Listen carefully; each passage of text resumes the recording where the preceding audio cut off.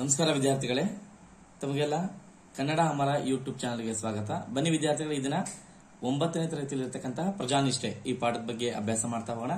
ಈ ಪಾಠವನ್ನ ಬರೆದಿರ್ತಕ್ಕಂತಹ ಲೇಖಕರು ಅಂತಿದೆ ಶ್ರೀ ಸಾಸಲು ಶಿವರುದ್ರಯ್ಯ ಮರಳಯ್ಯ ಅಂತಕ್ಕಂಥವ್ರು. ಇಲ್ಲಿ ಹೊಯ್ಸಳರ ಕಾಲದಲ್ಲಿ ಪ್ರಜೆಗಳು ಎಷ್ಟು ನಿಷ್ಠೆಯಿಂದ ಇದ್ರು ಅನ್ನೋದನ್ನ ಒಂದು ಕಥೆಯ ಮೂಲಕ ಇಲ್ಲಿ ಹೇಳ್ತಾ ಹೋಗ್ತಾರೆ. ಇಲ್ಲಿ ನಿದರ್ಶನ ನೀಡ್ತಾ ಹೋಗಿದ್ದಾರೆ. ನಾನು ನೇರವಾಗಿ ಪಾಠಕ್ಕೆ ಬರ್ತಾ ಇದ್ದೀನಿ. ಹೊಯ್ಸಳ ಸಾಮ್ರಾಜ್ಯದ ಪ್ರಗತಿಯನ್ನು ಕಂಡ ಪರರಾಜ್ಯರ ಕಣ್ಣುಗಳು ಕಿಸುರಾದವು ಅಂತ ಹೇಳ್ತಾರೆ. ಹೊಯ್ಸಳ ಸಾಮ್ರಾಜ್ಯ ಅಂತ ಹೇಳಿದ್ರೆ ಇಲ್ಲಿ ಕರ್ನಾಟಕವನ್ನ ಅನೇಕ ರಾಜಮನೆತನಗಳು ಆಳ್ವಿಕೆ ಮಾಡ್ತವೆ. ಅದರಲ್ಲಿ ಹೊಯ್ಸಳ ಸಾಮ್ರಾಜ್ಯವೂ ಸಹ ಒಂದು. ಹೊಯ್ಸಳರ ಪ್ರಖ್ಯಾತ ದೊರೆ ಅಂತ ಹೇಳಿದ್ರೆ ವಿಷ್ಣುವರ್ಧನ. ಇಲ್ಲಿ ದ್ವಾರ ಸಮುದ್ರವನ್ನ ರಾಜಧಾನಿಯನ್ನಾಗಿ ಮಾಡಿಕೊಂಡು ಆಳ್ವಿಕೆ ಮಾಡ್ತಾ ಇದ್ರು. ಆ ಒಂದು ಸಮಯದಲ್ಲಿ ಸಾಮ್ರಾಜ್ಯದ ಪ್ರಗತಿಯನ್ನು ಕಂಡ ಪರರಾಜರ ಕಣ್ಣುಗಳು, ಅಕ್ಕಪಕ್ಕದ ರಾಜರ ಕಣ್ಣುಗಳು ಕಿಸುರಾದವು ಅಂತ ಹೇಳ್ತಾರೆ. ಕಿಸುರಾದವು ಅಂದ್ರೆ ಕೆಂಪಾದವು. ಇದರ ಅರ್ಥ ಹೊಟ್ಟೆ ಕಿಚ್ಚು ಪಟ್ಕೊಂಡ್ರು ಅಥವಾ ಮತ್ಸರ ಬೆಳೀತು ಅಂತಕ್ಕಂಥದ್ದು. ದಿನೇ ದಿನೇ ಪ್ರವರ್ಧಮಾನಕ್ಕೆ ಬರುತ್ತಿರುವ ವಿಷ್ಣುವರ್ಧನ ಭೂಪಾಲನನ್ನು ಬಡಿಯಬೇಕೆಂದು ಶತ್ರು ರಾಜರುಗಳು ಅನೇಕರು ಹವಣಿಸುತ್ತಿದ್ದರು.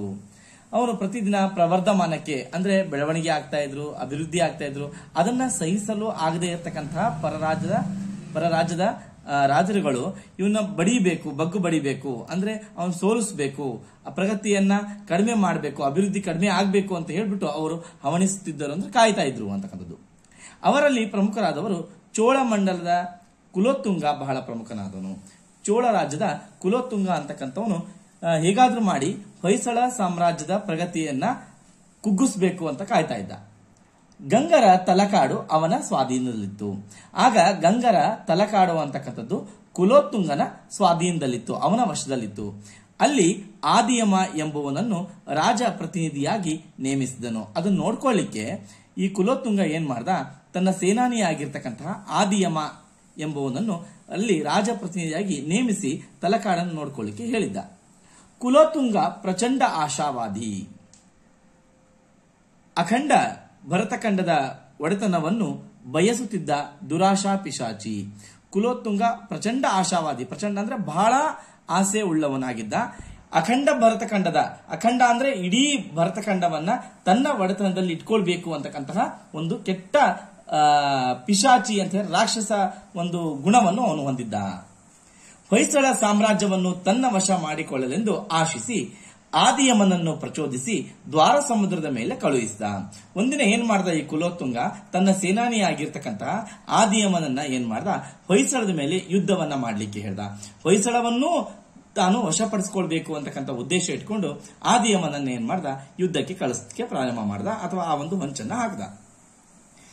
ಆದಿಯಮ ಮೊದಲು ಗಡಿನಾಡುಗಳಲ್ಲಿ ಚಿಕ್ಕ ಪುಟ್ಟ ದಾಳಿಗಳನ್ನು ನಡೆಸುತ್ತಿದ್ದವನು ಒಂದು ದೊಡ್ಡ ದಂಡಯಾತ್ರೆಯನ್ನು ಕೈಗೊಂಡ. ಇದಕ್ಕಿದ್ದಂಗೆ ಏನ್ ಮಾಡ್ದ, ಆದಿಯಮ ಬಹಳ ಸೈನಿಕರ ಕಟ್ಕೊಂಡು ಹೇಗಾದ್ರೂ ಮಾಡಿ ಹೊಯ್ಸಳ ಸಾಮ್ರಾಜ್ಯನ ಗೆಲ್ಲಬೇಕು ಅಂತ ಹೊರಟ. ಇದನ್ನು ಗುಪ್ತಚಾರರಿಂದ ತಿಳಿದ ಹೊಯ್ಸಳೇಶ್ವರನು ಅಂದ್ರೆ ವಿಷ್ಣುವರ್ಧನನು ಸಕಲ ಸೇನಾ ಸಮೇತನಾಗಿ ಯುದ್ಧಕ್ಕೆ ಸನ್ನದ್ಧನಾಗಬೇಕಾಯಿತು. ಅವನು ಸಹ ಯುದ್ಧಕ್ಕೆ ಏನ್ ಮಾಡ್ದ, ಯುದ್ಧ ಮಾಡ್ಲಿಕ್ಕೆ ಅವನು ಸನ್ನದ್ಧನಾದ ಅಂತ ಹೇಳಿದ್ರೆ ತಯಾರಿ ಆದ.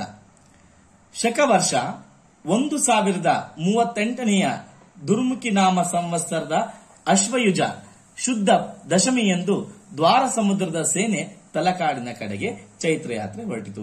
ಯಾವಾಗ ಆದಿಯಮ ಹೊಯ್ಸಳದ ಮೇಲೆ ಯುದ್ಧವನ್ನ ಮಾಡ್ಲಿಕ್ಕೆ ಬರ್ತಾ ಇದೆ ಅಂತ ಗೊತ್ತಾಯ್ತು, ಅವಾಗ ವಿಷ್ಣುವರ್ಧನ ಏನ್ ಮಾಡ್ದ, ಶಕವರ್ಷ ಅಂದ್ರೆ ಆ ವರ್ಷದ ಪ್ರಾರಂಭದ ದಿನಗಳನ್ನ ಶಕವರ್ಷ ಅಂತ ಕರಿತೀವಿ. ಆ ಒಂದು 1038ನೆಯ ಆ ವರ್ಷದಲ್ಲಿ ದುರ್ಮುಖಿ ನಾಮ ಸಂವತ್ಸರ, ಅದು ಸಂವತ್ಸರ ಅಂದ್ರೆ ವರ್ಷದ ಹೆಸರದು. ಅಶ್ವಯುಜ ಅಂದ್ರೆ ಅಶ್ವಯುಜ ಮಾಸದಲ್ಲಿ ಶುದ್ಧ ದಶಮಿ ಎಂದು ಆ ದಿನದಂದು ದ್ವಾರ ಸಮುದ್ರದ ಸೇನೆ, ಹೊಯ್ಸಳರ ಸೇನೆ ತಲಕಾಡಿನ ಕಡೆಗೆ ಚೈತ್ರಯಾತ್ರೆ ಹೊರಟಿತು. ಚೈತ್ರಯಾತ್ರೆ ಅಂತ ಹೇಳಿದ್ರೆ ವಿಜಯ ಯಾತ್ರೆ, ಗೆಲ್ಲಬೇಕು ಅಂತ ಸೈನ್ಯ ಹೊರಟಿತು. ಮಳವಳ್ಳಿ ಮುಡುಕುತೊರೆಗಳ ಬಳಿಯಲ್ಲಿ ಘನಘೋರ ಯುದ್ಧ ನಡೆದು, ಮಳವಳ್ಳಿ ಮತ್ತೆ ಮುಡುಕುತೊರೆ ಈ ಸ್ಥಳಗಳಲ್ಲಿ ಘನಘೋರ ಭೀಕರವಾದ ಯುದ್ಧ ನಡೆದು ಹೊಯ್ಸಳರ ಕೈ ಮೇಲಾಗಿ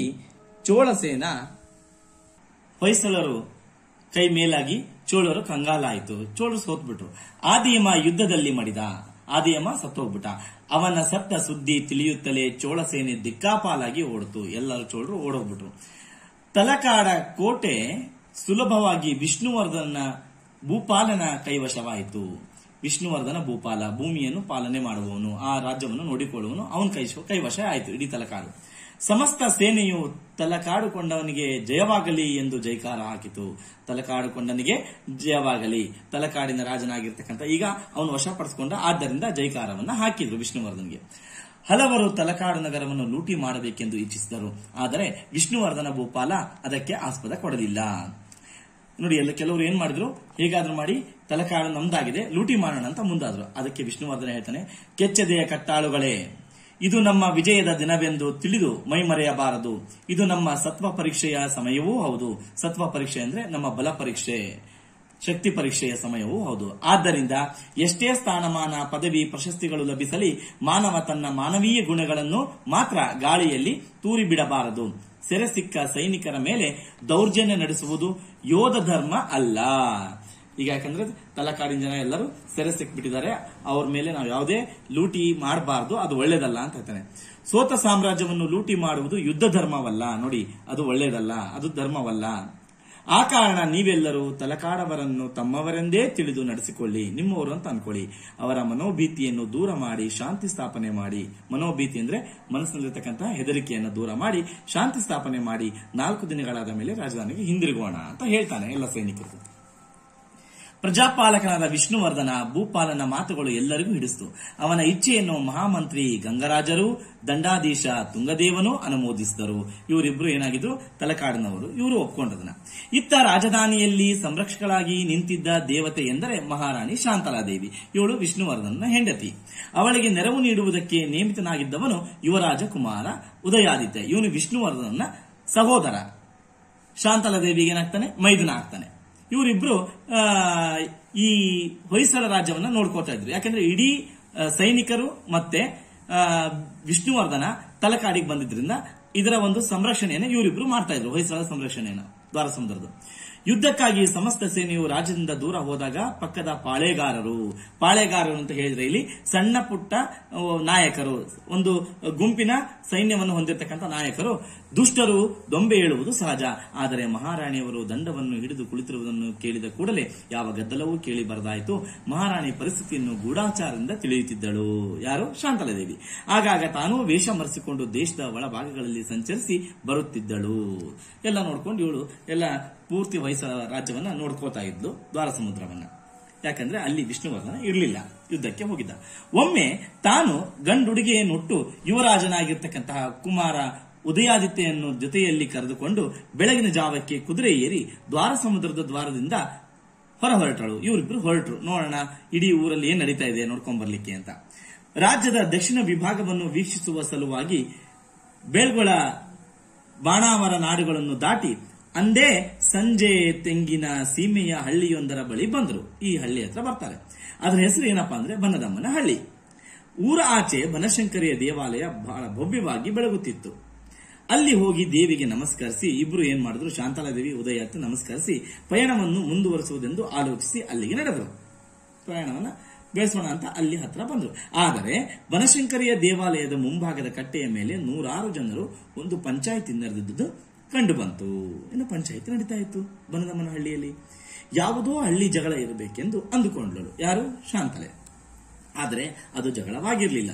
ಏನೋ ಒಂದು ಹೊಸ ಬಗೆಯ ನ್ಯಾಯವನ್ನು ಬೇಡಲಾಗುತ್ತಿತ್ತು. ಏನೋ ಒಂದು ಬೇರೆ ನ್ಯಾಯವನ್ನ ಕೇಳ್ತಾ ಇದ್ರಂತೆ. ಹಾಗಾದ್ರೆ ಏನ್ ನೋಡ್ತಾ ಹೋಗೋಣ.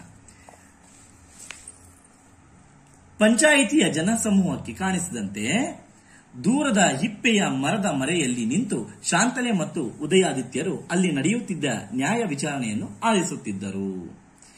ಏನ್ರಪ್ಪ ದೈವದವರು, ಏನ್ ಹೇಳ್ತೀರಾ ಹೇಳ್ರಿ. ಗಾದಿಯ ಮೇಲೆ ಕುಳಿತಿದ್ದ ದಪ್ಪ ಮೀಸೆಯ ಗಾವುಂಡ ಕೇತುಮಲ್ಲ ನಾಯಕ ಅದೇ ಕಟ್ಟೆಯ ಮೇಲೆ ಕುಳಿತಿದ್ದ 10 ಜನರನ್ನು ಕೇಳಿದ. ಎಲ್ಲರೂ ಮುಂಡಾಸುಗಳನ್ನು ಸುತ್ತಿಕೊಂಡಿದ್ದರು. ಅಲ್ಲೊಂದು ಪಂಚಾಯಿತಿ ನಡೀತಾ ಇತ್ತು. ಆ ಪಂಚಾಯಿತಿ ಯಾರು ನಡೆಸ್ತಾ ಇದ್ರು? ಕೇತುಮಲ್ಲ ಅಂತಕ್ಕಂಥ ಗಾವುಂಡ ನಡೆಸ್ತಾ ಇದ್ದ. ಇಲ್ಲಿ ಏನ್ರಪ್ಪ ದೈವದವರು ಅಂದ್ರೆ ಇಲ್ಲಿ ಒಂದು ಕುಲದ ಹಿರಿಯರು. ಅವ್ರು ಏನ್ ಮಾಡ್ತಾರೆ, ಒಂದು ಕಾರ್ಯಕ್ರಮಗಳಲ್ಲಿ ಭಾಗವಹಿಸ್ತಾರೆ. ಮತ್ತೆ ಇಂತಹ ಸಮಸ್ಯೆಗಳು ಬಂದಾಗ ಭಾಗವಹಿಸಿ ನ್ಯಾಯ ತೀರ್ಮಾನವನ್ನ ಮತ್ತೆ ತೀರ್ಮಾನವನ್ನ ಕೈಗೊಳ್ತಾರೆ. ಅಂತವ್ರನ್ನ ದೈವದವರು ಅಂತ ಕರೀತಾರೆ. ಏನ್ರಪ್ಪ ದೈವದವರು ಏನ್ ಹೇಳ್ತೀರಾ ಹೇಳ್ರಿ ಅಂತ ಹೇಳಿ ಗಾದಿಯ ಮೇಲೆ, ಗಾದಿ ಅಂತ ಹೇಳಿದ್ರೆ ಅಧಿಕಾರ ಸ್ಥಾನವನ್ನು ವಹಿಸಿಕೊಂಡಿರ್ತಕ್ಕಂಥ ಒಂದು ಸ್ಥಾನ. ಅವನು ಅಲ್ಲೇ ಕುತ್ಕೋಬೇಕು, ಅವನಿಗಷ್ಟೇ ಆ ಸ್ಥಾನದಲ್ಲಿ ಕುತ್ಕೊಳ್ಳಿಕ್ಕೆ ಹಕ್ಕಿರುತ್ತೆ. ಆ ಗಾದಿ ಅಂತ ಹೇಳಿದ್ರೆ ಸ್ಥಾನ ಅಂತ ಅರ್ಥ. ಇಲ್ಲಿ ನೋಡಿ ಕಟ್ಟೆ ಇದೆಯಲ್ಲ, ಅವನು ಕುತ್ಕೊಂಡಿದ್ದಾನಲ್ಲ, ಅದು ಅಧಿಕಾರದ ಸ್ಥಾನಕ್ಕೆ ಗಾದಿ ಅಂತಾರೆ. ಅದರ ಮೇಲೆ ಕುಳಿತಿದ್ದ ದಪ್ಪ ಮೀಸೆಯ ಗಾವುಂಡ ಅಂದ್ರೆ ಗೌಡ, ಊರಿನ ಗೌಡ, ಕೇತುಮಲ್ಲ ನಾಯಕ ಅವನ ಹೆಸರು. ಅದೇ ಕಟ್ಟೆಯ ಮೇಲೆ ಕುಳಿತಿದ್ದ 10 ಜನರನ್ನ, ಪಕ್ಕದಲ್ಲಿ ಕಟ್ಟೆ ಇತ್ತು, ಕೇಳ್ತಾನೆ. ಮುಂಡಾಸುಗಳನ್ನು ಸುತ್ತಿಕೊಂಡಿದ್ರು, ಎಲ್ಲರ ಮುಂಡಾಸು ಅಂದ್ರೆ ತಲೆಪೇಟೆ ಸುತ್ತಿಕೊಂಡಿದ್ರು. ಏನ್ ತಾತ ಇವತ್ತಿನ ವಿಚಾರ ಎಂದ ಒಬ್ಬ. ಏನು ಯಾಕೆ ಎಲ್ಲರೂ ಸೇರ್ಕೊಂಡಿದೀವಲ್ಲ ಯಾಕೆ ಅಂತ ಒಬ್ಬ ಕೇಳ್ತಾನೆ. ಕೇತುಮಲ್ಲ ನಾಯಕ ವಿಷಯವನ್ನು ವಿವರಿಸ್ತಾನೆ. ಅದನ್ನ ಇವರಿಬ್ರು ನೋಡಿ ಶಾಂತಾಲದೇವಿ ಮತ್ತೆ ಉದಯಾದಿತ್ಯ ಕೇಳಿಸ್ಕೊತಾ ಇದ್ದಾರೆ. ನೋಡಿ, ಬೀರಣ್ಣ ತನ್ನ ಮೂಡಲ ದಿಕ್ಕಿನಾಗಿರೋ ಹಳ್ಳಿ ಹೊಲಾನ ಈರಣ್ಣನಿಗೆ 108 ಹೊನ್ನಿಗೆ ಕೊಟ್ಟಿದ್ದ. 2 ವರ್ಷಗಳ ಹಿಂದೆ ಕ್ರೇಕ್ಕೆ ತಕ್ಕೊಂಡ ಹೊಲದಾಗೆ ಉಳುಮೆ ಮಾಡುವಾಗ ನಿನ್ನೆ ದಿನ 1 ಕೊಪ್ಪರಿಕೆ ಬಂಗಾರ ಸಿಕ್ತು. ಈಗ ಇಲ್ಲೈತೆ ನೋಡ್ರಿ ಅಂತ ಹೇಳ್ತಾನೆ. ನೋಡಪ್ಪ ಏನಾಯ್ತಂತ ಹೇಳಿ ಏನ್ ಅಲ್ಲಿ ಪಂಚಾಯಿತಿ ಅಂದ್ರೆ, ಬೀರಣ್ಣ ತನ್ನ ಮೂಡಲ ದಿಕ್ಕಿನಾಗಿರೋ, ಮೂಡಲ ಅಂದ್ರೆ ಪೂರ್ವ ದಿಕ್ಕಿನಲ್ಲಿರ್ತಕ್ಕಂತಹ ಹಳ್ಳಿ ಹೊಲಾನ ಯಾರಿಗೆ ಕೊಟ್ಟ? ಈರಣ್ಣಿಗೆ ಕೊಟ್ಟ. ಎಷ್ಟಕ್ಕೆ? 108 ಹೊನ್ನಿಗೆ ಕೊಟ್ಟಿದ್ದ. ಈರಣ್ಣ ಕೊಟ್ಟಿದ್ದ. 2 ವರ್ಷ ಆದ್ಮೇಲೆ ಕ್ರಯ ಅಂದ್ರೆ ಹಣಕ್ಕೆ ತೆಗೆದುಕೊಂಡು, ದುಡ್ಡಿಗೆ ತೆಗೆದುಕೊಂಡಿರ್ತಕ್ಕಂತಹ ಈ ಈರಣ್ಣ ಒಂದ್ಸರಿ ಹೊಲವನ್ನ ಉಳುಮೆ ಮಾಡ್ತಿರ್ಬೇಕಾದ್ರೆ ಅವನಿಗೆ 1 ಕೊಪ್ಪರಿಕೆ ಬಂಗಾರ ಸಿಕ್ಬಿಡ್ತು. 1 ಕೊಪ್ಪರಿಕೆ ಅಂದ್ರೆ ಬಹಳ ಅಗಲವಾದ ತಟ್ಟೆಯಲ್ಲಿ ಇರ್ತಕ್ಕಂತಹ ಒಂದು ಕೊಪ್ಪರಿಗೆ, ಅದನ್ನ ಕೊಪ್ಪರಿಕೆ ಅಂತ ಹೇಳ್ತಾರೆ. ಅದನ್ನ ತೋರಿಸ್ದ, ಅದು ಇಲ್ಲಿದೆ ನೋಡಿ, ಆ ಕೊಪ್ಪರಿಕೆಯಲ್ಲಿ ಬಂಗಾರ ಇದೆ, ಅದನ್ನ ತೋರಿಸ್ತಾನೆ ಕೇತುಮಲ್ಲ. ಹೊನ್ನು ತುಂಬಿದ ಕೊಪ್ಪರಿಕೆಯನ್ನು ತೋರಿದ ಆ ನಾಯಕ ತೋರಿಸ್ತಾನೆ. ಇದನ್ನು ಈರಣ್ಣ ಪೂಜೆ ಮಾಡಿ ಬೀರಣ್ಣನ ಮನೆಗೆ ಕೊಂಡೋಗಿ, ತಕ್ಕಳಪ್ಪ ಇದು ನೀನ್ ಕೊಟ್ಟ ಹೊಲದಾಗೆ ಸಿಕ್ತು, ಯಾರೋ ನಿನ್ನ ಪೂರ್ವಿಕರು ನಿನಗಾಗಿ ಇಟ್ಟಿದ್ರು ಅಂತ ಕಾಣಿಸ್ತೆ, ತಕ್ಕ ಎಂದ. ನೋಡ್ರಿ, ಈರಣ್ಣನ್ಗೆ ಸಿಕ್ಬಿಡ್ತು. ಅದು ಹೊಲ ಯಾರ್ದು? ಬೀರಣ್ಣ ಈರಣ್ಣನ್ ಕೊಟ್ಟಿದ್ದ. ಈರಣ್ಣ ಒಮ್ಮೆ ಹೊಲವನ್ನ ಉಳುಮೆ ಮಾಡುವಾಗ ಅವನಿಗೆ ಕೊಪ್ಪರಿಕೆ ಹೊನ್ನು ಸಿಕ್ಕಿದ್ಮೇಲೆ ಅದು ಯಾರಿಗೆ ಸೇರ್ಬೇಕು? ಯಾರು ಹೊಲವನ್ನ ತೆಗೆದುಕೊಂಡಿರ್ತಾರೋ ದುಡ್ಡಿಗೆ, ಅಂದ್ರೆ ಈರಣ್ಣ ತಗೊಂಡಿದ್ದ, ಈರಣ್ಣಿಗೆ ಸೇರ್ಬೇಕಾಗಿತ್ತು.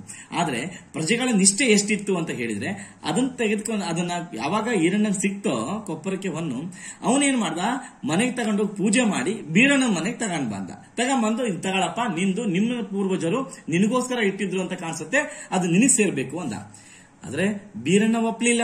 ನೋಡಿ, ಹೊಲ ಕೊಟ್ಟವನು ಬೀರಣ್ಣ, ಅವನು ಒಪ್ಲಿಲ್ಲ. ಅಲ್ವೇನಪ್ಪ ಬೀರಣ್ಣ ಕೇಳ್ತಾನೆ. ಕೇತುಮಲ್ಲ ಕೇಳ್ದ, ಹೌದೇನಪ್ಪ ಅಂತ. ಹೌದು ಗೌಡಪ್ಪ, ಹೊಲ ಮಾರಿದ ಮ್ಯಾಗೆ, ಹಣ ಕೊಟ್ಟ ಮ್ಯಾಗೆ ಆ ನೆಲದ ಮೇಲೆ ನನಗೇನೈತೆ ಹಕ್ಕು? ಅದರಾಗೆ ಸಿಕ್ಕಿದ್ದೆಲ್ಲ ಹೊಲ ಸರಿ. ಯಾವಾಗ ಈರಣ್ಣ ತಗೊಂಡ್ ಬೀರಣ್ಣ ಕೊಟ್ಟನೋ, ಅವನು ಹೇಳ್ತಾನೆ, ಬೀರಣ್ಣ ಹೊಲ ಕೊಟ್ಟವನು, ಇಲ್ಲ ಹೊಲ ಮಾರಿದ ಮ್ಯಾಗೆ, ಹಣ ಕೊಟ್ಟ ಮ್ಯಾಗೆ ಆ ನೆಲದ ಮೇಲೆ ನನಗೇನು ಹಕ್ಕಿಲ್ಲ, ಅದರಾಗೆ ಸಿಕ್ಕಿದ್ದೆಲ್ಲ ಹೊಲ ಕೊಂಡುಕೊಂಡ ಒಡೆಯಂದು. ಒಡೆಯ ಯಾರು ಹೊಲ ಕೊಂಡ್ಕೊಂಡವನು? ಈರಣ್ಣ, ಅವಂದು ಅಂತ ಹೇಳ್ತಾನೆ ಬೀರಣ್ಣ. ಆದ್ರೆ ಅದಕ್ಕೆ ನಾನೊಪ್ಪಲ್ಲ ಗೌಡಪ್ಪ ಅಂತ ಈರಣ್ಣ ಹೇಳ್ತಾನೆ. ನಾನು ಹಣ ಕೊಟ್ಟಿದ್ದು ಮಣ್ಣಿಗೆ ಹೊರತು ಅದರಲ್ಲಿ ಸಿಕ್ಕೋ ಹೊನ್ನಿಗಲ್ಲ. ನೋಡಿ, ನಾನು ಹೊಲ ತಗೊಂಡಿದ್ದು ಮಣ್ಣಿಗೆ ಹೊರತು ಅದರಲ್ಲಿ ಸಿಕ್ಕಿರೋ ಹೊನ್ನಿಗಲ್ಲ, ಇದು ನನಗೆ ಬೇಡ ಅಂತ ಈರಣ್ಣ. ಈ ಹೊನ್ನು ಬೀರಣ್ಣಂದೇ, ಯಾಕೆ ಅಂತೀರೋ, ಆ ಹೊಲ ಇವನ ಪಿತ್ರಾರ್ಜಿತ ಆಸ್ತಿ, ಅವನ ಹಿರಿಯರು ಕೊಟ್ಟಿದ್ದು ಇವನಿಗೆ, ಆದ್ದರಿಂದ ಈ ಒಂದು ಕೊಪ್ಪರಿಕೆ ಹೊನ್ನು ಅವನಿಗೆ ಸೇರ್ಬೇಕು. ಏನೋ ಕಷ್ಟ ಬಂತು ಅಂತ ಅವನು ನನಗ್ ಮಾರುವಾಗ ಅದರಾಗಿರೋ ಹೊನ್ನು ನಿಂದೆ ಅಂತ ಅವನು ಹೇಳಿರ್ಲಿಲ್ಲ. ಅಂದ್ಮೇಲೆ ಹೊನ್ನು ಅವಂದೇ, ನಂದಲ್ಲ ಅಂತ ಈರಣ್ಣ ಹೇಳ್ತಾನೆ. ಅವಾಗ ಬೀರಣ್ಣ ಹೇಳ್ತಾನೆ, ಹೊಲ ಕೊಟ್ಟವನು, ಅದೆಂಗಾದಾತು? ತಾಂಬೂಲ ಉಗಿದ್ಮೇಲೆ ಮತ್ತೆ ಎತ್ತಿ ಬಾಯಿಗೆ ಹಾಕೊಳ್ಳೋ ಕೆಡ್ತನ ಬ್ಯಾಡ. ನಾನು ಒಂದ್ಸರಿ ತಾಂಬೂಲ ಅಂದ್ರೆ ಎಲ್ಲಡಿಕೆನ ಉಗಿದು ಬಿಟ್ಟಿದೀನಿ, ಒಂದ್ಸರಿ ಉಗಿದು ಬಿಟ್ರೆ ಮತ್ತೆ ಯಾರು ಉಗಿದನ್ನ ಎಲ್ಲಡಿಕೆನ ಬಾಯಿಗೆ ಹಾಕೊಳ್ಳಲ್ಲ. ಹಂಗೇನೆ ನಾನು ಒಂದ್ಸರಿ ಹೊಲವನ್ನ ಮಾರ್ಬಿಟ್ಟಿದೀನಿ ಈರಣ್ಣಂಗೆ, ಮತ್ತೆ ಅದಕ್ಕೂ ನನಗೂ ಸಂಬಂಧ ಇಲ್ಲ ಅಂತ ಹೇಳ್ಬಿಟ್ಟು ಅಲ್ಲಿ ಹೋಲಿಕೆ ಕೊಡ್ತಾನೆ. ಹೊನ್ನು ಹೊಲ ಕೊಂಡ್ಕೊಂಡ ಈರಣ್ಣಂದೇ, ನಂದಲ್ಲ, ಅವನು ತಗೊಳ್ಳೋ ಹಂಗ್ ಮಾಡಿ ಉಪಕಾರ ಮಾಡಬೇಕು ದೈವದವರು ಅಂತ ಹೇಳಿ ಬೇಡಿದ ಈರಣ್ಣ, ಬೇಡ್ಕೊಂಡ ಪಂಚಾಯಿತಿಯಲ್ಲಿ. ಕಟ್ಟೆಯ ಮೇಯಿದ್ದ ದಯದವರಿಗೆ ಏನೂ ತೋಚ್ಲಿಲ್ಲ. ಇವನು ಬೇಡ ಅಂತಾನೆ, ಅವನು ಬೇಡ ಅಂತಾನೆ, ಈರಣ್ಣನು ಬೇಡ ಅಂದ, ಬೀರಣ್ಣನು ಬೇಡ ಅಂತಾನೆ. ಕಡೆಗೆ ಮುಖ್ಯಸ್ಥನಾದ ಕೇತುಮಲ್ಲ ಹೇಳ್ದ, ಹೋಗ್ಲಿ ಬಿಡಿ, ಇಬ್ಬರಿಗೂ ಬೇಡವಾದ ಹೊನ್ನು ರಾಜ್ಯದ ಬೊಕ್ಕಸ ಸೇರಲಿ. ರಾಜ್ಯದ ಬೊಕ್ಕಸ ಅಂದ್ರೆ ರಾಜ್ಯದ ಖಜಾನೆಗೆ ಸೇರ್ಲಿ ಅಂದ. ಕೂಡಲೇ ಮರದ ಮರೆಯಲ್ಲಿದ್ದ, ಅಲ್ಲಿ ಬರ್ಚ್ಕೊಂಡಿದ್ರಲ್ಲ, ಶಾಂತಲೆ ಮತ್ತೆ ಉದಯಾದಿತ್ಯ. ಶಾಂತಲೆ ಮುಂದೆ ಬಂದು ಕೂಡದು ಕೂಡದು ಎಂದು ಕೂಗಿದಳು. ಇಲ್ಲ, ಅದು ತಪ್ಪು, ನೀವು ಹೇಳ್ತಾ ಇರೋದು. ಎಲ್ಲರೂ ಅತ್ತ ಕಣ್ಣು ಹಾಯಿಸಿದರು. ಗಂಡು ವೇಷದ ಶಾಂತಲೆ ಮತ್ತು ಉದಯಾದಿತ್ಯರು ಪಂಚಾಯಿತಿಯ ಕಡೆಗೆ ಬರುತ್ತಿದ್ದು ಕಾಣಿಸ್ತು. ಗಂಡುಡುಗೆಯನ್ನು ಹುಟ್ಟಿದ್ದ ಶಾಂತಲೆಯನ್ನು ಅವರು ಗಂಡಸೆಂದೇ ಭಾವಿಸಿದರು. ಎಲ್ಲ ಗಂಡ್ಮಕ್ಳು ಇರ್ಬೇಕು ಅಂತ ಹೇಳಿ ಅಂದ್ಕೊಂಡ್ರು ಜನ ಎಲ್ಲ. ಅವರ ದೇಹ ಸೌಂದರ್ಯವನ್ನು ನೋಡಿ ಎಲ್ಲರಿಗೂ ಸಂತಸವಾಯಿತು. ನೋಡ್ಲಿಕ್ಕೆ ಗಂಡು ಮಕ್ಕಳು ಇದ್ದಂಗೆ ಇದ್ರು, ಅದಕ್ಕೋಸ್ಕರ ಅಂದ್ಕೊಂಡ್ರು. ಅವರನ್ನು ಮಾತಾಡಿಸ್ಬೇಕು ಎನ್ನಿಸ್ತು. ಕೇತುಮಲ್ಲ ಕೇಳ, ಕೇತುಮಲ್ಲಗೆ ಅನಿಸ್ತು. ಕೇತುಮಲ್ಲ ಮಾತಾಡಿಸ್ದ ಅವರಿಬ್ಬರಿಗೆ. ಏನಂದ್ರೆ, ನೀವು ಯಾರೇ ಆಗಿರಿ, ನೀವು ಯಾರೋ ನನಗೆ ಗೊತ್ತಿಲ್ಲ, ಆದ್ರೆ ನೀವು ಈ ಒಂದು ರಾಜ್ಯದ ಬೊಕ್ಕಸಕ್ಕೆ ಸೇರಬಾರ್ದು ಅಂದ್ರಲ್ಲ, ಯಾಕೆ ರಾಜ್ಯದ ಖಜಾನೆ ಯಾಕೆ ಸೇರಬಾರ್ದು ಅಂತ ಅಂದ್ರಿ ಅಂತ ಕೇಳ್ದ ಕೇತುಮಲ್ಲ. ಯಾರನ್ನ? ಶಾಂತಲೆಯನ್ನ. ತಾತ ಅಂತ ಶಾಂತಲೆ ಹೇಳ್ತಾಳೆ. ತಾತ, ಬೊಕ್ಕಸಕ್ಕೆ ಸೇರಲು ಇದು ಸಾಮ್ರಾಟರ ದುಡಿಮೆ ಅಲ್ಲ, ರಾಜರ ದುಡಿಮೆ ಅಲ್ಲ, ಅವರ ಬೆವರಿನ ಫಲವೂ ಅಲ್ಲ. ಇದು ರಾಜರ ದುಡಿಮೆ ಅಲ್ಲ, ಅವರು ಬೆವರು ಸುರಿಸಿ ದುಡಿದಿಲ್ಲ. ಅದು ಪ್ರಜೆಗಳ ಬೆವರಿನ ಫಲ, ಪ್ರಜೆಗಳಿಗೆ ಸಿಕ್ಕಿದ್ದು. ಆದ್ದರಿಂದ ಅದು ರಾಜ್ಯದ ಬೊಕ್ಕಸಕ್ಕೆ ಬೇಡ ಅಂದೆ ಅಂತ ಶಾಂತಲೆ ಹೇಳ್ತಾಳೆ. ಹೌದು, ಈ ಹೊನ್ನು ಪ್ರಜೆಗಳದು. ಹಾಗಾದ್ರೆ ಪ್ರಜೆಗಳು ಯಾರವ? ಅವನು ಕೇಳ್ತಾನೆ. ಯಾರು? ಕೇತುಮಲ್ಲ. ಪ್ರಜೆಗಳು ಯಾರವರು ಎಂದು ಪ್ರಶ್ನೆ ಹಾಕಿದ. ಶಾಂತಲೆ ಉತ್ತರಿಸಿದಳು. ಯಾವಾಗ ಪ್ರಜೆಗಳು ಯಾರು ಅಂತ ಹೇಳಿ ಕೇಳಿದಾಗ ಶಾಂತಲೆ ಉತ್ತರ ಗೊತ್ತಾಗ್ಲಿಲ್ಲ, ಏನ್ ಹೇಳ್ಬೇಕು ಅಂತ. ಕೇತುಮಲ್ಲೇನೆ ಮಾತನ್ನ ಮುಂದುವರಿಸ್ತಾನೆ. ಹೇಳು ನನ್ನಪ್ಪ. ಅವನು ಶಾಂತಲೆಯನ್ನ ಗಂಡು ಅಂತ, ಇಟ್ ಮೀನ್ಸ್ ಗಂಡ್ ಮಗ ಅಂತ ಅಂದ್ಕೊಂಡು, ಗಂಡಸು ಅನ್ಕೊಂಡು, ಹೇಳು ನನ್ನಪ್ಪ, ನಾವೆಲ್ಲ ಹೊಯ್ಸಳೇಶ್ವರರ ಮಕ್ಕಳಲ್ವೇನಪ್ಪ? ಹೊಯ್ಸಳೇಶ್ವರ ಅಂದ್ರೆ ವಿಷ್ಣುವರ್ಧನನ ಮಕ್ಕಳಲ್ವಾ? ಅವನೇ ನಮ್ಮನ್ನು ನೋಡ್ಕೊಳ್ಳೋನು, ರಾಜನ ಮಕ್ಕಳು ನಾವೆಲ್ಲ. ಮಕ್ಕಳ ದುಡಿಮೆ ತಂದೆದಲ್ವಾ? ನೋಡಿ, ಮಕ್ಕಳ ದುಡಿಮೆ ಅವನ ಮಕ್ಕಳು ನಾವು. ಆದ್ದರಿಂದ ನಾವು ದುಡ್ದಿದ್ದು ತಂದೆಗೆ ಹೋಗ್ಬೇಕು ಅಂದ್ರೆ ರಾಜ್ಯಕ್ಕೆ ಹೋಗ್ಬೇಕು, ರಾಜನಿಗೆ ಹೋಗ್ಬೇಕು, ವಿಷ್ಣುವರ್ಧನಿಗೆ ಸೇರ್ಬೇಕು ಅಂತ ಕೇತುಮಲ್ಲ ಹೇಳ್ತಾನೆ. ಹೋಗ್ಲಿ, ನಿಮ್ಮ ಊರಿನ ಹಣ ನಿಮ್ಮೂರಿನ ಏಳಿಗೆಗಾಗಿಯೇ ವಿನಿಯೋಗವಾಗಲಿ ಅಂತ ಹೇಳ್ತಾಳೆ. ಅಷ್ಟು ಸ್ವಾರ್ಥ ಯಾಕೋ ನನ್ನಪ್ಪ. ಇದನ್ನ ಯಾರು ಹೇಳ್ತಾರೆ? ಶಾಂತಲೆ ಹೇಳ್ತಾಳೆ. ನಿಮ್ಮೂರಿನ ಹಣ ನಿಮ್ಮೂರಿನ ಏಳಿಗೆಗಾಗಿ, ಅಭಿವೃದ್ಧಿಗಾಗಿ ಖರ್ಚು ಮಾಡೋಣ ಅಂತ ಹೇಳಿ ಶಾಂತಲೆ ಅಂದಾಗ ಕೇತುಮಲ್ಲ ಹೇಳ್ತಾನೆ, ಅಷ್ಟು ಸ್ವಾರ್ಥ ಯಾಕೋ ನನ್ನಪ್ಪ. ನಾರಾಯಣನಂತಹ ಮಹಾರಾಜರು, ಲಕ್ಷ್ಮಿಯಂತಹ ಮಹಾರಾಣಿ. ನೋಡಿ, ಇವರಿಬ್ಬರನ್ನು ವಿಷ್ಣುವರ್ಧನ ನಾರಾಯಣಗೆ ಹೋಲಿಸ್ತಾರೆ, ಲಕ್ಷ್ಮಿನ ಯಾರಿಗೆ ಹೋಲಿಸ್ತಾರೆ? ಶಾಂತಲೆನ ಲಕ್ಷ್ಮಿಗೆ ಹೋಲಿಸ್ತಾರೆ. ಮಹಾರಾಣಿ ಇರುವಾಗ ನಮಗೆ ಹಣಕ್ಕೆ ಕೊರತೆಯೇ? ನಮ್ಮೂರಿಗೆ ಯಾವುದು ಈಗ ಬೇಡ. ನಾವು ಒಂದರ್ಥದಲ್ಲಿ ತೃಪ್ತರು, ನಮಗೆಲ್ಲ ಇದೆ, ಎಲ್ಲ ಅನುಕೂಲ ಇದೆ ಊರಿನಲ್ಲಿ. ಏನಾದರೂ ಊರಿಗೆ ಬೇಕಾದ್ರೆ ನಾವೇ ಮಾಡ್ಕೊಳ್ತೀವಿ. ಇದು ದೊರೆಯ ಹಣ, ದೊರೆ ಕ್ಷೇಮಕ್ಕೆ ಮೀಸಲು. ಇದು ದೊರೆಯ ಹಣ, ಆದ್ದರಿಂದ ಈ ಧರೆಗೆ, ಈ ರಾಜ್ಯಕ್ಕೆ ಅದು ಮೀಸಲಾಗಿರ್ಬೇಕು ಅಂತ ಕೇತುಮಲ್ಲ ಹೇಳ್ತಾನೆ. ಕೇತುಮಲ್ಲನ ಮಾತು ಕೇಳಿ ಶಾಂತಲೆ ಹೇಳ್ತಾರೆ, ಅಣ್ಣಗಳಿರ, ನಿಮ್ಮಂತಹ ಪುಣ್ಯವಂತ ಪ್ರಜೆಗಳನ್ನು ಪಡೆದ ರಾಜ ಅದೆಷ್ಟು ಭಾಗ್ಯವಂತನೋ ಇರಬಹುದು, ಭಾಗ್ಯವಂತನೋ ಅಂತ ಹೇಳಿದಾಗ, ಶಾಂತಲೆ ಹೇಳಿದಾಗ, ಇರಬಹುದು ಅಂತ ರಾಜ ರಾಣಿಯರನ್ನು ಪಡೆದ ನಾವು ಪುಣ್ಯವಂತರು ಅಂದ ಕೇತುಮಲ್ಲ. ಕೇತುಮಲ್ಲ, ಹೌದಮ್ಮ, ನಾವೇ ಪುಣ್ಯವಂತರು ಅಂತ ಕೇತುಮಲ್ಲ ಹೇಳ್ತಾನೆ. ನಿಮ್ಮ ಸಮಾಗಮದ ಸೌಭಾಗ್ಯವನ್ನು ಕಂಡ ನಾವು ಪುಣ್ಯವಂತರು ಎಂದು ಮುಂದೆ ಬಂದ ಉದಯಾದಿತ್ಯ ಎಲ್ಲರೂ ಅಚ್ಚರಿಗೊಳ್ಳುವಂತೆ ನುಡಿದ. ನಿಮ್ಮ ಸಮಾಗಮ ಅಂದ್ರೆ ನೀವು ಇಷ್ಟು ಜನ ಕೂಡ್ಕೊಂಡಿರೋದು ನೋಡಿ ನಮಗೂ ಖುಷಿ ಆಯಿತು ಅಂತ ಹೇಳಿ ಯಾರು ಹೇಳ್ತಾರೆ? ಉದಯಾದಿತ್ಯ ಹೇಳ್ಕೊಂಡು ಮುಂದೆ ಬಂದ ಅವನು. ಅವಾಗ ಉದಯಾದಿತ್ಯ ಹೇಳ್ತಾನೆ, ಅಣ್ಣಗಳಿರ, ಇವರು ಯಾರೆಂದು ತಿಳಿದಿರಿ? ಇವರೇ ನಮ್ಮ ಭಾಗ್ಯ ದೇವತೆ ಶಾಂತಲಾ ದೇವಿಯವರು. ಗಂಡುಡುಗೆಯಲ್ಲಿದ್ದರಿಂದ ನಿಮಗೆ ಗುರುತಿಸಲಾಗಲಿಲ್ಲ ನೋಡಿ ಎಂದು ಶಾಂತಲೆಯ ತಲೆಯ ಮೇಲಿನ ಮುಂಡಾಸು ತೆಗೆದ. ಮುಂಡಾಸು ಅಂತ ಹೇಳಿದ್ರೆ ತಲೆಗೆ ಹಾಕೊಂಡಿರ್ತಕ್ಕಂತಹ ಒಂದು ಪೇಟ. ಅಂಟಿಸಿಕೊಂಡಿದ್ದ ಮೀಸೆಯನ್ನು ತೆಗೆದಳು ಶಾಂತಲೆ. ಅವಾಗ ಗೊತ್ತಾಯಿತು ಇವಳು ಗಂಡ್ಮಗ ಅಲ್ಲ, ಗಂಡಸ ಅಲ್ಲ, ಇವಳು ಶಾಂತಲೆ, ಹೊಯ್ಸಳ ರಾಜನಾಗಿರ್ತಕ್ಕಂತಹ ವಿಷ್ಣುವರ್ಧನ ಹೆಂಡತಿ ಅಂತ ಎಲ್ಲರಿಗೂ ಗೊತ್ತಾಯ್ತು. ಆ ಬನದಮ್ಮನ ಹಳ್ಳಿಯ ಜನರಿಗೆ ಸ್ವರ್ಗ ಒಂದೇ ಮಿಟ್ಟದಲ್ಲಿ ಉಳಿಯಿತು. ಅವರ ಆನಂದಕ್ಕೆ ಪಾರವೇ ಇರಲಿಲ್ಲ. ಎಲ್ಲರೂ ಕಟ್ಟೆಯಿಂದ ಧುಮುಕಿ ಉದ್ದಕ್ಕೆ ನೆಲದ ಮೇಲೆ ಅಡ್ಡ ಬಿದ್ದಿದ್ದರು. ದೇವರು ಅಂದ್ಕೊಂಡ್ಬಿಟ್ರು ಶಾಂತಲಿನ. ದೇವಾಲಯದ ಒಳಭಾಗದಲ್ಲಿ ಪಂಚಾಯಿತಿ ನೋಡಲು ಬಂದಿದ್ದ ಹೆಂಗಸರು ಓಡಿ ಬಂದು ಶಾಂತಲೆಯನ್ನು ಸುತ್ತುಗಟ್ಟಿದರು. ಅವಳನ್ನು ಮುಟ್ಟಿ ಮಾತನಾಡಿಸಿ ಮುಕ್ತಿ ಪಡೆದಷ್ಟು ಸಂತುಷ್ಟರಾದರು. ಎಲ್ಲರೂ ಬಹಳ ಖುಷಿ ಪಟ್ಬಿಟ್ರು. ಅವಳ ಪಾದಗಳನ್ನು ಮುಟ್ಟಿ ಮುಟ್ಟಿ ಕಣ್ಣುಗಳಿಗೆ ಒತ್ಕೊಂಡ್ರಂತೆ. ಅವಳು ಹೆಜ್ಜೆ ಇಟ್ಟ ಸ್ಥಳದ ಧೂಳನ್ನು ನೋಡಿ, ಮಣ್ಣನ್ನ, ಆ ಧೂಳನ್ನ ತೆಗೆದು ನೆತ್ತಿಯಲ್ಲಿ ಧರಿಸಿದರು. ವಿಭೂತಿಯಂತೆ ಧರಿಸ್ಬಿಟ್ರಂತೆ. ಅಷ್ಟು ಗೌರವವನ್ನು ಕೊಡ್ತಾ ಇದ್ರು, ದೇವಿಯಂತೆ ಕಾಣ್ತಾ ಇದ್ರು. ಶಾಂತಲೆ ಎಷ್ಟು ತಡೆದರು, ಅವರ ಭಕ್ತಿಯ ಪ್ರದರ್ಶನ ನಿಲ್ಲಲೇ ಇಲ್ಲ. ಕಡೆಗೆ ಉದಯಾದಿತ್ಯ ಬಹಳ ಅಥವಾ ಬಹು ಪ್ರಯಾಸದಿಂದ ತಡೆಯಬೇಕಾಯಿತು. ಉದಯಾದಿತ್ಯ ಬಂದು ಎಲ್ಲರೂ ದೂರ ಸರಿಸಿದ. ಎಲ್ಲ ದೈವದವರು ಆ ಹೊನ್ನನ್ನು ಬೊಕ್ಕಸಕ್ಕೆಂದು ಒಪ್ಪಿಕೊಳ್ಳದ ಹೊರತು ಮಹಾರಾಣಿಯವರ ಮತ್ತು ಯುವರಾಜರಾದ ಉದಯಾದಿತ್ಯರ ಪಾದಗಳನ್ನು ಬಿಡುವುದಿಲ್ಲ ಎಂದು ಹಠ ಮಾಡಿದ್ರು ಎಲ್ಲರೂ. ನೀವು ಇದನ್ನ ರಾಜ್ಯದ ಬೊಕ್ಕಸಕ್ಕೆ ಹಾಕೊಳ್ಬೇಕು ಅಂತ ಹೇಳಿ ಯಾವಾಗ ಅಲ್ಲಿಯ ಪ್ರಜೆಗಳು ಇವರಿಬ್ಬರಿಗೂ ಬಹಳ ಒತ್ತಾಯ ಮಾಡಿದ್ರು, ಅವಾಗ ಶಾಂತಲೆ ಹೇಳ್ತಾಳೆ, ಅಣ್ಣಂದಿರ ತಾಯಂದಿರೆ, ಇದೋ ಈ ಹೊನ್ನನ್ನು ನೇರವಾಗಿ ನಾನು ರಾಜ್ಯದ ಕೋಶಕ್ಕೆ ಸೇರಿಸೋದಿಲ್ಲ. ಆಯ್ತು, ತಗೊಳ್ತೀನಿ, ಆದ್ರೆ ನೇರವಾಗಿ ಸೇರಿಸ್ಕೊಳ್ಳೋದಿಲ್ಲ. ಇದು ದೈವದ ದುಡ್ಡು. ದೈವದ ಅಂದ್ರೆ ದೇವರು ನೀಡಿರ್ತಕ್ಕಂತಹ ದುಡ್ಡು, ಭೂಮಿಯಲ್ಲಿ ಸಿಕ್ಕಿರ್ತಕ್ಕಂಥದ್ದು. ದೇವ ಕಾರ್ಯಕ್ಕೆ ವಿನಿಯೋಗವಾಗಬೇಕಾದದ್ದು ಧರ್ಮ. ದೇವರ ಕಾರ್ಯಕ್ಕೆ ಅದು ಬಳಕೆ ಆಗಬೇಕು, ಅದು ನಿಜವಾದ ಧರ್ಮ. ಅದು ಕೇಳಿ, ನನಗೆ ಬಹಳ ದಿನಗಳಿಂದಲೂ ಒಂದು ಆಸೆ ಇದೆ. ಏನಪ್ಪಾ ಅಂದ್ರೆ, ನಮ್ಮ ಸಂಸ್ಕೃತಿಯ ಶ್ರೀಮಂತಿಕೆಗೆ ಸಾಕ್ಷಿಯಾಗಿ, ನಮ್ಮ ನಾಡಿನ ಸಂಸ್ಕೃತಿಯ ಶ್ರೀಮಂತಿಕೆಗೆ ಸಾಕ್ಷಿಯಾಗಿ ಒಂದು ಕಲೆಯ ದೇಗುಲವನ್ನು ರಾಜಧಾನಿ ದ್ವಾರ ಸಮುದ್ರದಲ್ಲಿ ನಿರ್ಮಿಸಬೇಕು ಎಂದು ನಾನು ಒಂದು ದೇವಾಲಯವನ್ನು ನಿರ್ಮಿಸಬೇಕು ಅಂತ ಅಂದುಕೊಂಡಿದ್ದೆ. ಅದು ನನ್ನ ಆಸೆ ಆಗಿದೆ. ಆದ್ದರಿಂದ ಆ ಹಣವನ್ನ ಇದಕ್ಕೆ ದೇವಾಲಯವನ್ನ ನಿರ್ಮಾಣ ಮಾಡಲಿಕ್ಕೆ ಬಳಸಬಹುದು ಅಂತ ಹೇಳ್ತಾ ಹೋಗ್ತಾಳೆ. ಅಷ್ಟೇ ಅಲ್ಲ, ಅವಳಿ ದೇಗುಲಗಳು, ಅವಳಿ ಅಂದ್ರೆ 2 ದೇಗುಲಗಳು ಶಿಲ್ಪಕಲೆಯ ಹೊಯ್ಸಳರ ಶೈಲಿಗೆ ಮಾದರಿಯಾಗಿರಬೇಕು. ಹೊಯ್ಸಳರ ಶೈಲಿಯನ್ನು ಹೊಂದಿರತಕ್ಕಂತಹ 2 ದೇವಾಲಯಗಳನ್ನ ನಾವು ನಿರ್ಮಾಣ ಮಾಡಬೇಕು ಅಂತ ನನ್ನ ಆಸೆ ಇತ್ತು ಅಂತ ಹೇಳ್ತಾಳೆ ಶಾಂತಲೆ. ಅದು ಎಲ್ಲಿ? ವೇಲಾಪುರಿಯ ಚೆನ್ನಕೇಶವ ದೇವಾಲಯ. ವೇಲಾಪುರಿಯ ಚೆನ್ನಕೇಶವ, ಇಲ್ಲಿ ಹೇಳ್ತಾರೆ ಚೆನ್ನಕೇಶವ ಅಂತ ಹೇಳಿದ್ರೆ ಇಲ್ಲಿ ವಿಷ್ಣುವಿನ ಒಂದು ಅವತಾರ.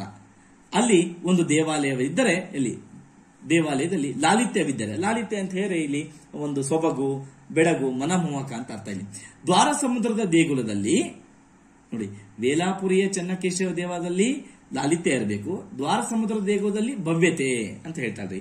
ಇಲ್ಲಿ ಭವ್ಯತೆ ಅಂದ್ರೆ ಚಲುವು, ಶ್ರೇಷ್ಠತೆ, ಹಿರಿಮೆ ನೆಲೆಗೊಂಡಿರಬೇಕು. ಅಂತಹ ಒಂದು ಕಲಾಪೂರ್ಣ ದೇವಾಲಯಕ್ಕಾಗಿ ಈ ಹೊನ್ನು ವಿನಿಯೋಗವಾಗಲಿ, ಈ ಒಂದು ಹೊನ್ನು ಬಳಕೆಯಾಗಲಿ ಅಂತ, ಹಣ ಬಳಕೆ ಆಗಬೇಕು ಅಂತ ಹೇಳ್ತಾರೆ. ಆದರೆ ಒಂದು ಮಾತು ಅಂತ ಹೇಳಿದಾಗ ಶಾಂತಲೆ ಹೇಳಿದಾಗ, ಏನ್ ತಾಯಿ, ಕೇತುಮಲ್ಲ ನಾಯಕರು ನಮಗೆಲ್ಲರಿಗೂ ಹಿರಿಯರು, ಪಿತೃ ಸಮಾನರು, ತಂದೆಯ ಸಮಾನರು. ಮುಂದೆ ದ್ವಾರ ಸಮುದ್ರದಲ್ಲಿ ನಿರ್ಮಾಣವಾಗುವ ಅವಳಿ ದೇವಾಲಯಗಳು ಅವರ ಹೆಸರಿನಲ್ಲಿಯೇ ನಿರ್ಮಾಣವಾಗಲಿ. ನೋಡಿ ಹೇಳ್ತಾಳೆ, ಮುಂದೆ ದ್ವಾರ ಸಮುದ್ರದಲ್ಲಿ ನಿರ್ಮಾಣ ಆಗ್ತಕ್ಕಂತಹ 2 ದೇವಾಲಯಗಳಿದಾವಲ್ಲ, ಅವರ ಹೆಸರಿನಲ್ಲೇ ನಿರ್ಮಾಣ ಆಗಬೇಕು, ಕಟ್ಟಬೇಕು. ಶ್ರೀ ಕೇತುಮಲ್ಲ ನಾಯಕರ ಹೆಸರಿನಲ್ಲಿಯೇ ಒಂದು ಶಿಲಾಶಾಸನ ಸಾಕ್ಷೀಕರಿಸಲಿ. ಶಿಲಾಶಾಸನ ಅಂದ್ರೆ ಶಿಲಾಶಾಸನ ಅಂದ್ರೆ ಕೇತುಮಲ್ಲ ನಾಯಕರು ಏನೆಲ್ಲಾ ಸಾಧನೆ ಮಾಡಿದರೆ ಅದನ್ನ ಕಲ್ಲಿನಲ್ಲಿ ಬರೆದಿರ್ತಕ್ಕಂಥದ್ದು, ಬರೆದಿಟ್ಟು ಅವರ ಸಾಧನೆಯನ್ನ ಅಲ್ಲಿ ಕೆತ್ತನೆ ಮಾಡಿರ್ತಕ್ಕಂಥದ್ದೇ ಶಿಲಾಶಾಸನ. ಅದನ್ನ ಅಲ್ಲಿ ಕೆತ್ತಿಸಬೇಕು ಅಂತ ಹೇಳ್ತಾಳೆ ಶಾಂತಲೆ. ಕೇತುಮಲ್ಲ ನಾಯಕ ಏನೋ ಹೇಳ ಹೊರಟ, ಅಂದ್ರೆ ಅದು ಬೇಡ ಅಂತ ಹೇಳಲಿಕ್ಕೆ ಹೊರಟ, ಆದರೆ ಬನದಮ್ಮನ ಹಳ್ಳಿಯ ಜನ ಬಿಡ್ಲಿಲ್ಲ. ಮಹಾತಾಯಿ ಹಾಗೇ ಆಗಲಿ ಅಂತ ಎಲ್ಲರೂ ಹೇಳಿದ್ರು. ಕೇತುಮಲ್ಲನ ಹೆಸರಿನಲ್ಲಿಯೇ ಕಟ್ಟೋಣವಾಗಲಿ. ಆಯ್ತು, ಕೇತುಮಲ್ಲನ ಹೆಸರಿನಲ್ಲಿ ನಾವು 2 ದೇವಾಲಯಗಳನ್ನ ಕಟ್ತೀವಿ ಅಂತ ಎಲ್ಲರೂ ಒಪ್ಕೊಂಡ್ರು ಎಂದು ಒಕ್ಕೊರಲಲ್ಲಿ ಕೂಗಿದರು. ಒಕ್ಕೊರಲು ಅಂದ್ರೆ ಒಂದೇ ಕಂಠದಿಂದ ಎಲ್ಲರೂ ಕೂಗಿದ್ರು.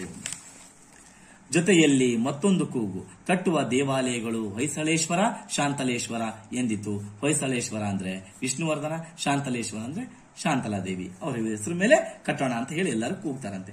ಹೌದು, ಹೊಯ್ಸಳೇಶ್ವರ ಮತ್ತು ಶಾಂತಲೇಶ್ವರರಿಗೆ ಜಯವಾಗಲಿ ಎಂದು ಘೋಷಿಸಿತು ಸಾಸಲು ಬನದಮ್ಮನ ಹಳ್ಳಿಯ ಭಾಗ್ಯವಂತ ಜನತೆ. ಎಲ್ಲರೂ ಕೂಗಿದ್ರಂತೆ. ಆಗ ಅತ್ತಿಗೆ ಮೈದುನರು ತಮ್ಮ ತಮ್ಮ ಕುದುರೆಗಳನ್ನೇರಿದರು. ಸಾಸಲು ಬನದಮ್ಮನ ಹಳ್ಳಿಯ ಜನತೆ ಜೈಕಾರ ಹಾಕತ್ತೆ. ಹೆಂಗಪ್ಪ ಅಂದ್ರೆ, ಮಹಾರಾಣಿಯವರಿಗೆ ಜಯವಾಗಲಿ, ಯುವರಾಜರಿಗೆ ಜಯವಾಗಲಿ, ಹೊಯ್ಸಳೇಶ್ವರರಿಗೆ ಜಯವಾಗಲಿ ಎಂದು ಹರ್ಷಘೋಷ ಮಾಡಿತು. ಈ ರೀತಿ ಜಯಕಾರ ಹಾಕಿ ಅವ್ರನ್ನ ಅಲ್ಲಿಂದ ಬೀಳ್ಕೊಡ್ತಾರೆ. ನಮಸ್ಕಾರ.